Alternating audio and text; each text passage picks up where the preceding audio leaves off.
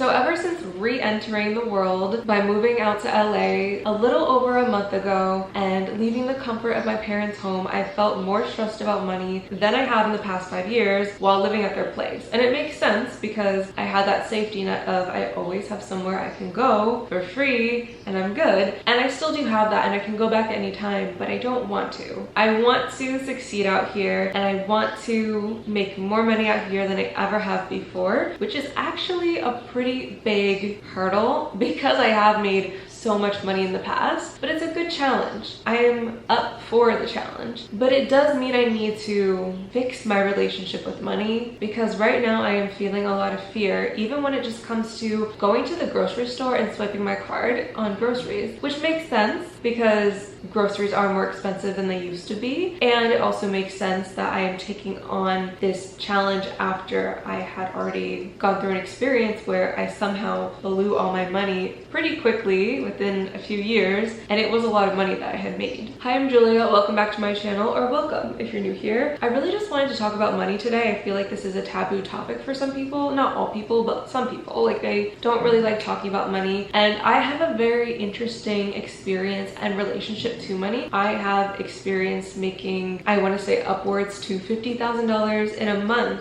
and more consistently around $30,000 in a month just from YouTube videos, brand deals, all those things. So I've experienced making a lot of money on my own, and I've also experienced making zero money a month. I've experienced the extreme highs and the extreme lows. So I do have a little bit of baggage and scars when it comes to my relationship with money, but I am here trying to rebuild that, trying to reconnect and not fear it anymore. I feel like I was an avoidant attachment style to money for the longest time, and I used living at my parents' house rent-free as a way of avoiding actually having to enter the world again and spend money. There was a while, the whole last year, where I was just saving my money, saving my money, saving my money for good reason, because I wanted to have a savings when I moved here so I didn't feel like I was living paycheck to paycheck and scrambling, which I'm not, luckily, thank God, because I really did save all last year for this. And at the same time, I still have this fear of spending. So every time I go to swipe my card, I'm like, do I really need this? I'm like, am I worthy of this? I'm starting to realize that's more of a worthiness issue than a lack of money issue, because I've never been in a situation where I was left to be completely destitute. Even though I was in a situation where I did spend all my money and basically zeroed out my bank accounts, I've luckily never been in debt, and I've luckily never been left on the streets. I have a very supportive family who has taken me in during that time of my personal lack of money because they had the ability to. And so even though I lacked money, I didn't really lack money because I was still taken care of, if that makes sense. I just was lacking the ability to make my own income during that time. I'm no longer in that space, but I still have all the fears that came with going into that space. And so I feel like that's hindering me from really expanding past where I am right now. And where I am right now is good, but I feel like I am very limited to how much I can do financially right now because I haven't expanded my mindset to bring in more abundance and realize the abundance that is already here. So that being said, I really don't think I have all the answers to this, but I wanted to share this with you as I journey through finding the answers to this, because I really think the answers lie within the mindset and emotions that come up when I go to spend money. I think if I were to sit with those feelings and be like, why are we feeling this? Why are we scared to buy a $20 meal? And yeah, inflation has made meals that were originally $10 to $15 more like $20 to $25, and that can be scary for anyone. And at the same time, we can also expand our mindsets to allow us to feel safe and secure even when spending anywhere from $20 to $30 on a meal. Now, we're not going to spend that every meal, but like, we should be able to treat ourselves every once in a while. I want to treat myself at least once or twice a week, once to a nice meal, and then second to like a nice yummy beverage. I don't think that's too much to ask for on the budget that I have right now, but yet I still feel fear every time I go to do it, and I ask myself, like, is this worth it? And when I say, is this worth it, I think what I'm really saying is, am I worthy of this?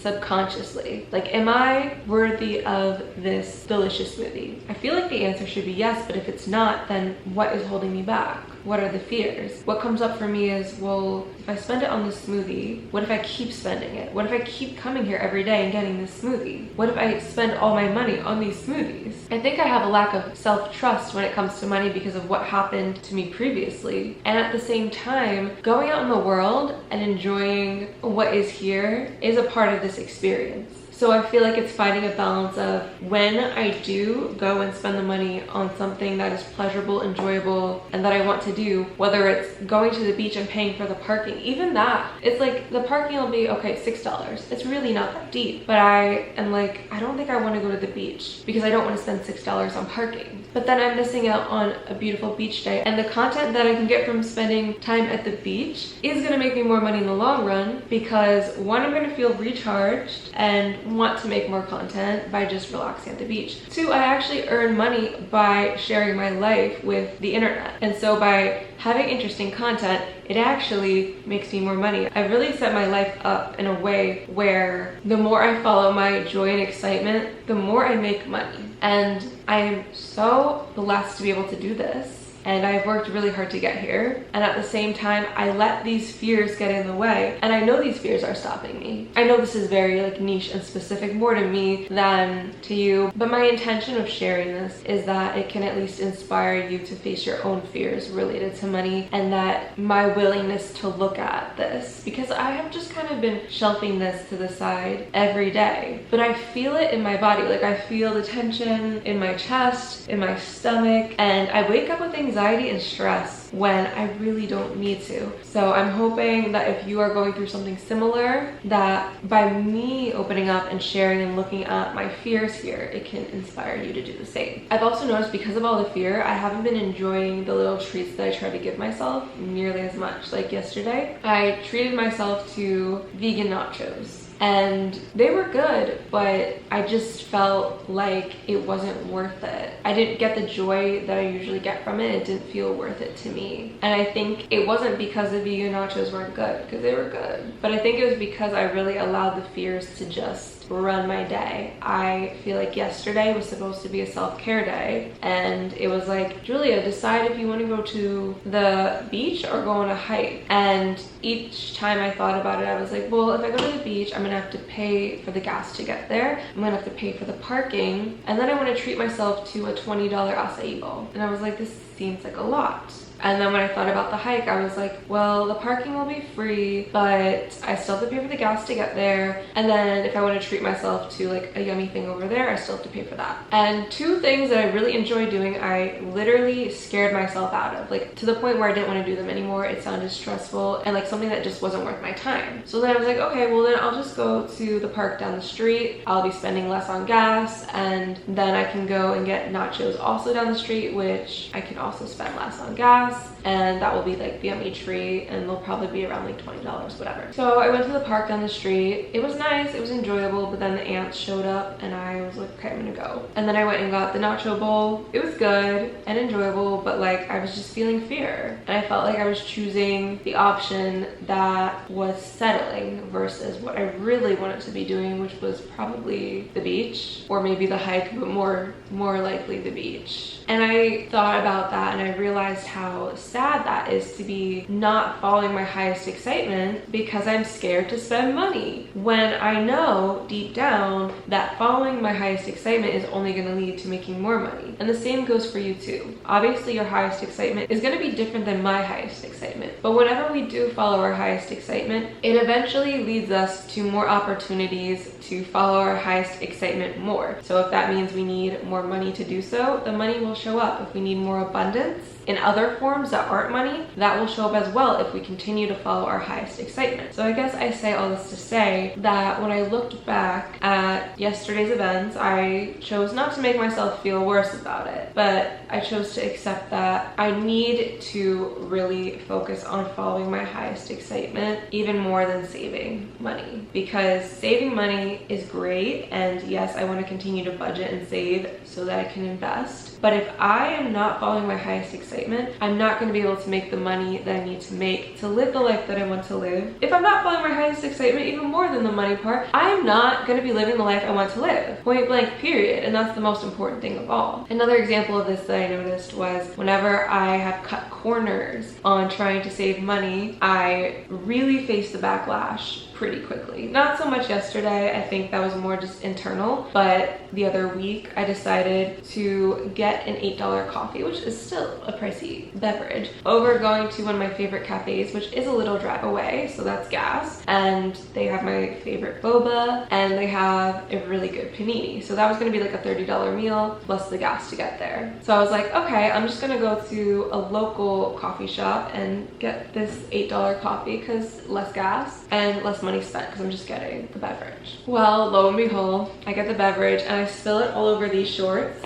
Luckily, I was able to get the stains out, but that was not ideal. And then when I get home, I spill half of the coffee on the kitchen floor. So I only got to enjoy half of my $8 coffee when really I wanted that boba and not panini. The same thing happened again when I tried to cut corners on spending money on my birthday cake. I still ended up getting my birthday cake, but it was literally such an ordeal. And if I would have just spent a little extra to get the cake that I actually wanted instead of the cheaper cake, I have a feeling I would have avoided the whole thing, because the cake that I actually wanted was the one that I was really excited about. The other one was like, well, it's nice enough. Well, the nice enough cake almost didn't even happen because it wasn't ready on the day that I came to pick it up. So I ended up having to just grab a random cake from the ice cream shop's freezer, which was very similar to the cake that I had ordered, but just didn't say happy birthday Julia on it, and it didn't have the sprinkles. And you know what? I spent more money on that cake than the freezer cake. They did give me a free ice cream because they felt bad, but not to get into all the details of the cake ordeal, but they really gave me the run around here with that, when I could have just went to an actual cake company, got the custom cake that I really wanted, and just spent a little bit extra for that. So I say all this to say, if you try to cut corners and save money instead of following your highest excitement, it will either cost you more money in the long run, or